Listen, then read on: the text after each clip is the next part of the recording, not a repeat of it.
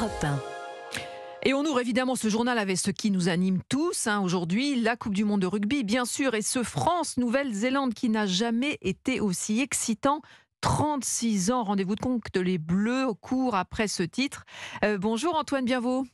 Bonjour Céline, bonjour à tous. Alors vous êtes devant l'hôtel du 15 de France à Rueil-Malmaison, Petit Vénard. Quel est le programme des Bleus aujourd'hui, Antoine ?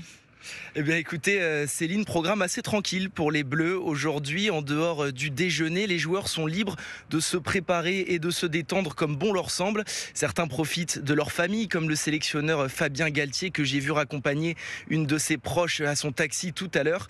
Et puis d'autres joueurs que j'ai aperçus entre les haies de l'hôtel tentent d'échapper à la chaleur étouffante dans la piscine de l'établissement. Alors autour, il y a évidemment des supporters qui traînent en espérant croiser leur idole. C'est le cas de Jérôme qui vient ici pour le 3e jour d'affilée et qui a même pu échanger avec certains joueurs hier. Très accessible, très sympathique, détendu, pas de stress. Ils ont déjà tout fait pour être en forme, donc je pense qu'hier ils en ont profité tranquillement.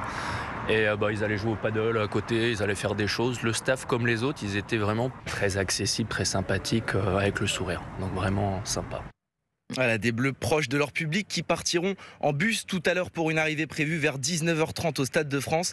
Une fois là-bas, place au match évidemment, mais avant il y aura l'échauffement et il faudra faire vite car les coéquipiers d'Antoine Dupont n'auront qu'une vingtaine de minutes pour s'entraîner en raison de la cérémonie d'ouverture qui aura lieu avant le match. Alors justement, vous avez assisté Antoine à la répétition de cette cérémonie d'ouverture. Alors vous êtes tenu au secret, mais pour Europe 1 13h, vous allez nous donner quelques éléments.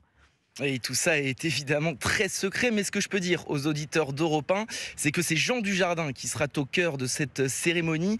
L'acteur a le rôle principal du petit scénario d'une vingtaine de minutes rempli de clins d'œil à la culture française. Autour de lui, 200 danseurs et bénévoles l'accompagneront et les artistes Zaz et Vianney chanteront pour rythmer le spectacle.